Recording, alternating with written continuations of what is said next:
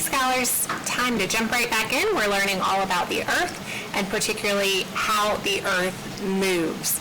And so this week we're going to learn about two different ways that the Earth moves. And we're going to start with the first way, and it's going to be our I can statement for today. So I can explain how the Earth rotates on its axis.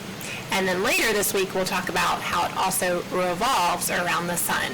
So to get started, we'll add the date for today. And we'll come over to our slides for a few minutes. So again, we know that the Earth moves in two different ways, and today we're focusing on the first type, which is rotation. So Earth rotates on its axis, and the way that I remember what that means is I picture a fancy basketball player who can do tricks like spinning the basketball on his finger, just like you see right here in the picture. That is the motion of rotation. So rotation is spinning. To rotate means to spin. So when you think of the Earth rotating, imagine the axis like someone's finger, and the Earth is spinning on its axis or on someone's finger. Whoops, getting carried away. So first thing in our notes, how does the Earth move? Earth rotates on its axis, and rotate means to spin.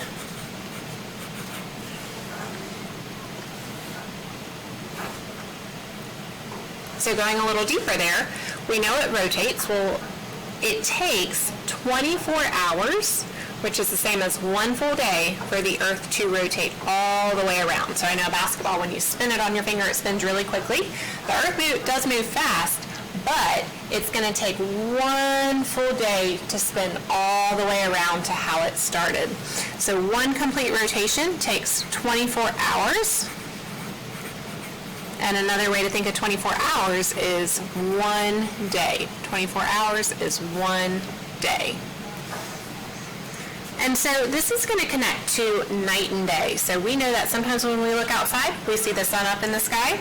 Other times when we look up outside, we see a night sky, we see darkness. And so that has to do with the way the Earth is rotating. So when the Earth is facing, or I guess let's think about when the part that we live on is facing the sun, then we are experiencing daylight. While we experience daylight on this side of the Earth, notice the opposite side of the Earth is in Earth's shadow, meaning it's experiencing darkness. So half of the Earth is illuminated by the sun, meaning they're experiencing daylight. Half of the Earth is lit up by the sun, so they're experiencing daylight, daytime, while the other half of the Earth is experiencing nighttime because it's in the shadow. Now keep in mind, Earth is rotating, so as the day goes on, as Earth turns, that's why it looks like the sun comes up and gets brighter, brighter, brighter, and then starts to go down, gets darker, darker, darker. That's the process of the Earth rotating around. So a couple words I mentioned here. Illuminated means lit up or made bright, and the Earth's surface is illuminated by the sun. The other word I want to draw your attention to is the word shadow, which is the part experiencing the darkness, getting blocked from the sun. So in our notes we can add, while the Earth is rotating, one side faces the sun and one side faces away from the sun. The side that is facing the sun is illuminated, and we said illuminated means lit up by the sun. And so that part of the sun, that part of the Earth is experiencing daytime, and the side that is facing away from the sun and is in Earth's shadow is experiencing night. So as the Earth spins and rotates, part of it faces the sun, that part is experiencing day. As it continues to turn, eventually that same side becomes in the shadow and it experiences nighttime. And so when we look up in our sky, let's say we wake up middle of the night and we slowly watch the sunrise and we stay awake all day long and we see the sunset, it kind of looks like the sun is moving across the sky and the Earth. But really, the sun is not doing the moving. The reason it looks like the sun is moving across the sky is because the Earth is spinning, or rotation. So the daily rotation gives the daily rotation of Earth gives the illusion that the sun is moving across the sky, rising in the east, moving overhead at noon, and then setting in the west. But we know that the sun does not really move across the sky. Instead, this movement is an illusion. It just looks that way because Earth is spinning, Earth is rotating, and you can picture it rotating like the basketball or rotating like a top.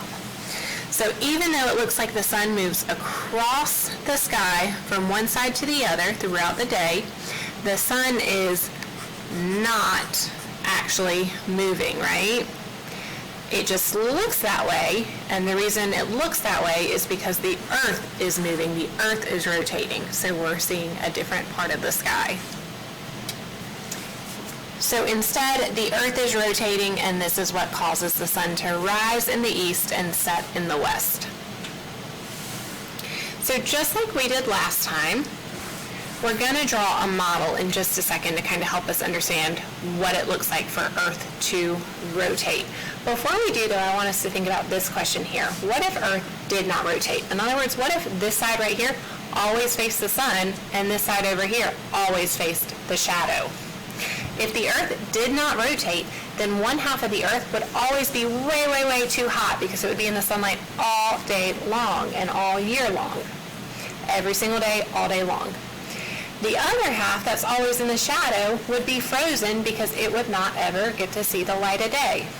So again, this is explaining just the importance of why Earth rotates and why it makes it a suitable planet for us to live. We get to experience both the sunshine and the shadow. All right, so back to our diagram. So we started this diagram last time, and we're just going to add to a little bit. So if you remember, we started by drawing our circle or sphere to represent Earth.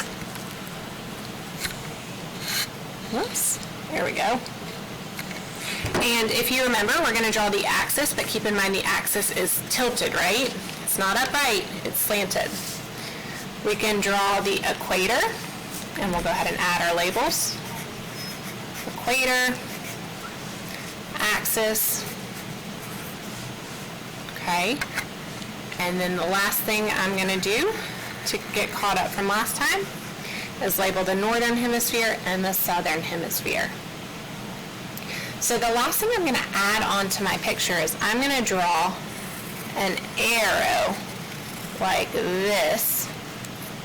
And that's going to represent that the Earth is spinning or rotating.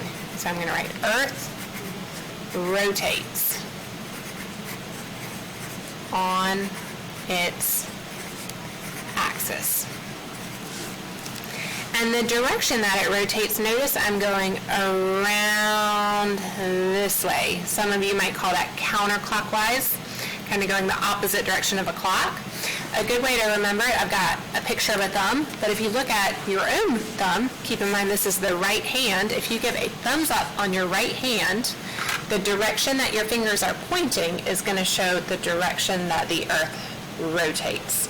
So that's just a little trick. If you use your right hand and make a thumbs up symbol, notice the direction that your fingers point into the rest of your hand. That's the direction that the Earth rotates or spins.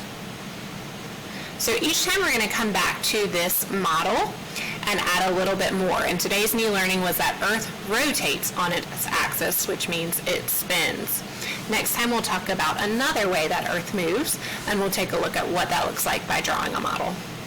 So at this time you can go ahead and continue on with your Nearpod.